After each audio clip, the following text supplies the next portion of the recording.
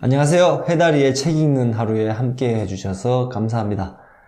자유의지와 전지전능한 하나님은 서로 모순된다고 하는 주장들이 있는데요. 무신론자뿐만 아니라 기독교인들도 이 자유의지에 대해서 의문을 많이 가지기 때문에 정말 진지하게 고민해 볼 만한 가치가 있다고 여겨져서 준비했습니다. 저는 자유의지를 날아다니고 싶으면 마음껏 날 수도 있는 것처럼 자연법칙의 제약을 무시할 수 있는 것이라고 해석하지 않습니다. 즉, 강도가 강한 힘으로 나를 결박하고 목숨을 위협하는 상황에서 강도는 자유의지가 있고 나는 자유의지가 없다라고 해석하는 건 전혀 바람직하지 않다는 거죠. 우리의 물리적인 육체는 자연법칙에서 전혀 자유롭지 않으며 지배를 받고 있습니다. 기독교의 자유의지는 자연법칙을 초월한 육체의 자유를 이야기하지 않습니다. 또 전지와 자유의지는 상충하는 개념이라고 해석하는 경우가 있습니다. 먼저 자유의지가 있다고 쳐보죠. 우리는 이완용이 자유의지로 나라를 팔아먹었다는 걸 알고 있습니다. 다 알고 계시죠? 그리고 타임머신을 타고 이완용이 나라를 팔아먹기 직전으로 간다고 가정해 보자고요. 이완용은 곧 나라를 팔아먹을 텐데 그가 나라를 팔아먹는다는 것과 우리가 그 행동을 미리 아는 것은 무슨 관계가 있을까요? 우리가 아는 것 때문에 그의 행동이 달라지나요? 아닙니다. 반대죠. 이완용이 다른 선택을 했다면 우리가 아는 것 또한 달랐을 겁니다. 우리가 아는 것으로 이완용의 선택이 달라지는 것이 아니라 이완용의 선택으로 우리가 아는 것이 달라지는 것이죠. 미리 안다는 그 자체만으로는 이완용에게 자유의지가 없다는 결론이 나올 수 없습니다. 좀 더 나아가서 결정론에 대해 이해해 볼 필요가 있을 듯 합니다. 유물론적 세계관을 적용해서 우리의 정신까지 포함한 세상의 모든 것이 물리적인 작용의 하나일 뿐이라면 우리는 자유의지가 없다라고 말할 수 있습니다. 이 우주가 매우 복잡한 것은 사실이지만 모든 것은 물리법칙으로 만들어졌습니다. 어떤 물건에 어떤 에너지가 가해지면 그 가해진 에너지만큼 운동하게 되죠. 원인에 따른 결과는 모두 한치의 오차도 없이 필연적입니다. 우리의 정신적인 활동조차 그런 물질의 작용이라고 한다면 우리가 언제 어느 곳에서 정확하게 어떤 기분을 느끼고 어떤 활동을 하고 싶어 할지 우주가 탄생하는 순간 이미 결정된 것입니다. 자유의지처럼 느껴지는 복잡한 정신활동도 주체적으로 보이지만 사실은 물리적인 작용들의 객체로서 당연히 해야 할 반응을 하는 것입니다. 물리법칙의 지배를 넘어선 자유는 있을 수 없습니다.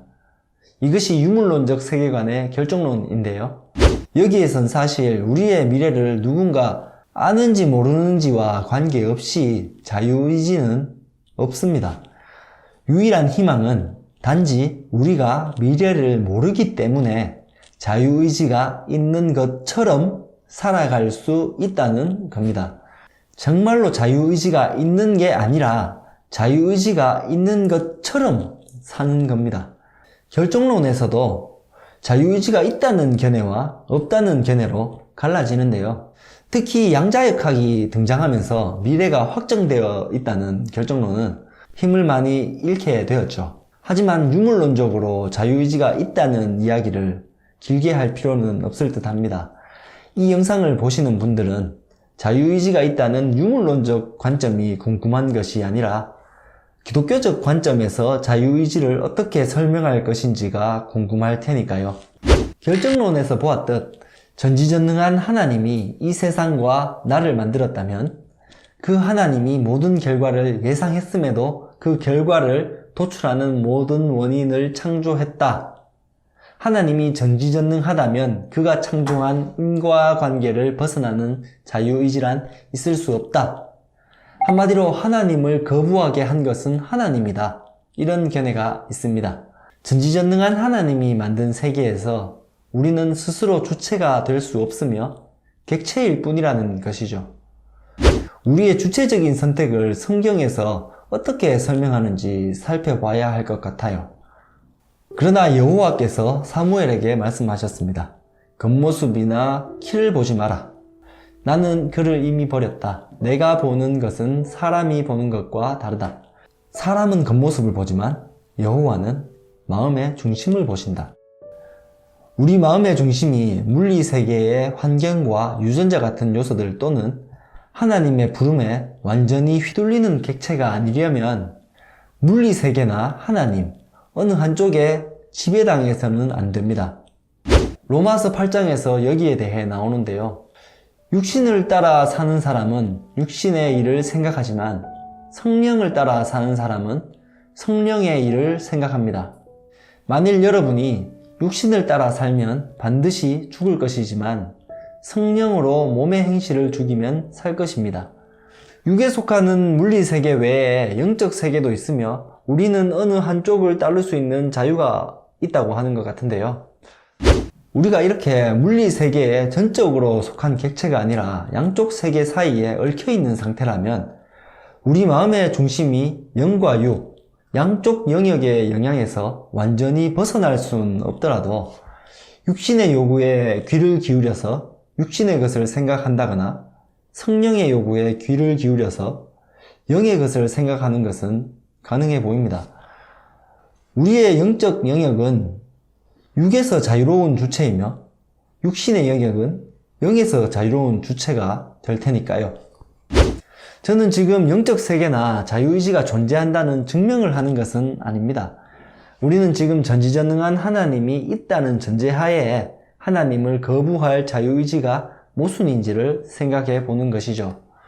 이것은 물리적인 영역 이상의 것을 이야기하기 때문에 과학으로 증명하거나 반증하지는 못하는데요. 신경의학적으로나 철학적으로 결코 영이 없다고 하시는 분은 거기에 관련된 저의 다른 영상을 먼저 봐주셔도 좋을 듯 합니다. 저는 사실 애초에 자신에게 자유의지가 있는지 없는지는 개인적인 영역에서 스스로 대답해 봐야 한다고 봐요. 내가 자유의지가 있다고 다른 사람도 자유의지가 있다는 뜻은 아니니까요. 당신이 하나님을 거부하거나 비난하는 것 또는 하나님을 의지하는 것은 정말로 어떤 필연적인 이끌림의 결과로 어쩔 수 없이 결정하게 되는 것인가요? 절대 하나님을 원하지 말고 거부하라는 어떤 힘에 굴복하여 인형처럼 작동하는 것인가요? 나는 그렇게 프로그램되어 있다. 주체적인 자유의지로 결정하지 않았다. 그저 물리적인 뇌가 이끄는 대로 생각되고 행동하게 될 뿐이다. 라고 한다면 선악과를 먹은 아담 또한 아무런 죄가 없다고 할 수 있는 이점이 있습니다. 하지만 누군가가 어떤 위법적인 일을 하거나 끔찍한 짓을 한 걸 두고 저건 저 사람에게 잘못이 없어. 저 사람 본인의 의지가 아니었거든. 이렇게 믿는 사람을 저는 정말 단 한 번도 본 적이 없습니다.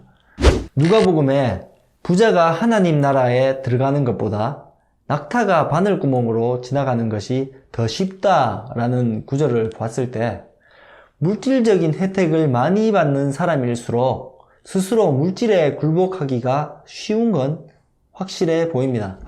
그래서 자유의지가 있다고 치더라도 이런 의문이나 불만이 생길 수 있습니다.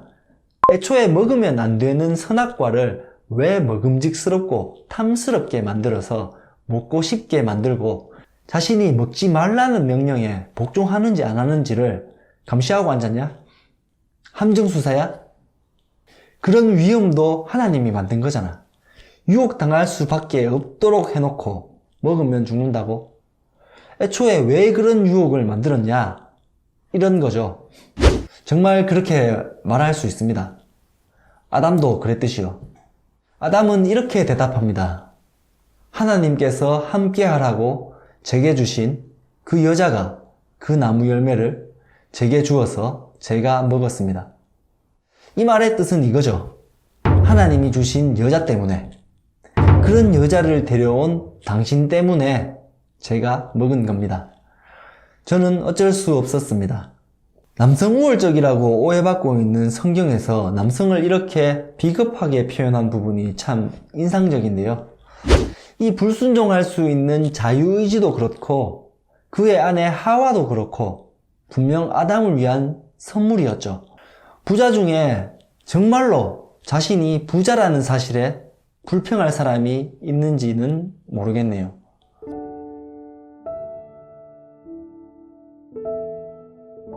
선악과를 먹지 않을 수 있었습니다. 다른 먹을 것이 넘쳐났고 뱀이 먹도록 강제하지 않았죠. 오히려 죽을 수 있는 위험도 있었습니다. 단지 아담이 먹고자 한다면 먹을 수 있었을 뿐입니다. 이렇게 이야기했지만 저는 아담을 비방할 생각이 전혀 없습니다. 아시다시피 성경은 이것이 결론이 아닙니다. 이 불순종을 하고 수치스러움에 숨고 하나님 탓을 하면서 반역하는 부분이 성경의 시작이죠. 저는 저를 포함한 우리의 행동이 아담의 행동에서 크게 나아지거나 달라졌다고 보지 않습니다. 하나님이 베푸는 생명으로 유지되는 피조물은 하나님을 떠나게 될 때 죽을 수밖에 없습니다. 그러니까 하나님에게 당장 죄송하다고 하고 이런저런 의로운 일을 해야 한다, 이렇게 이야기가 흘러갈 거라고 예상하신다면 정말 크게 오해하고 계신 겁니다. 당황스럽게도 하나님이 먼저 화해를 요청합니다. 하나님 자신이 직접 제물이 되어 우리 잘못에 대한 대가, 죽음을 받으시죠. 그리고 우리가 치러야 할 대가를 자신이 해결했으니 그저 기쁘게 돌아오라 하는 겁니다. 우리가 다른 건 몰라도 누구나 죽는다는 건 분명히 알고 있습니다. 이 육신의 마지막 순간까지 내가 하나님을 거부하는 건 자유의지가 아니야 라고 하거나 선악과나 여자처럼 여러가지 유혹거리를 준 하나님 탓이야 라고 할 수도 있습니다. 우리의 생명의 원천과 화해하지 않는다면, 우리가 끝까지 그를 거부한다면 육신이 죽는 동시에 우리 마음의 중심은 길을 잃어버리게 됩니다. 도대체 어디에 거할 수 있을까요? 의지하고 있던 돈이나 능력 아니면 예의, 이런 것은 육신이 죽는 순간 끝입니다. 우리가 육신을 잃어버리고 나서 무슨 일이 일어나는지 정확하게 알 수는 없습니다. 하지만 우리 마음의 중심이 더 이상은 의지할 수 없는 육신의 것을 계속 의지하려 한다면 절대 채울 수 없는 갈증에 휩싸여서 의지할 곳이 없을 거라고 예상은 할 수 있습니다.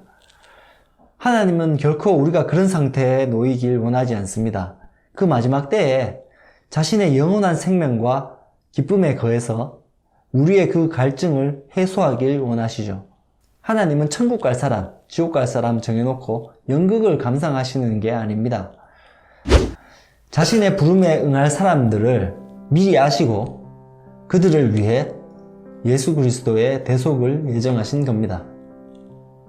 로마서를 보면 하나님께서는 하나님이 미리 아신 사람들을 자기 아들의 형상을 닮게 하시려고 또한 미리 정하셨습니다. 이는 그 아들이 많은 형제들 가운데 맏아들이 되게 하시기 위함입니다. 하나님께서는 미리 정하신 그들을 또한 부르시고 부르신 그들을 또한 의롭다 하시고 의롭다 하신 그들을 또한 영화롭게 하셨습니다. 그러면 이 일에 대해 우리가 무슨 말을 하겠습니까?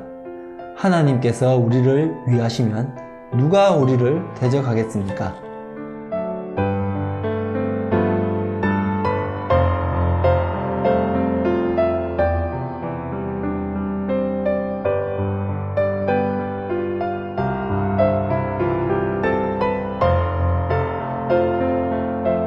다음 영상에서 만나요. 빠이빠이.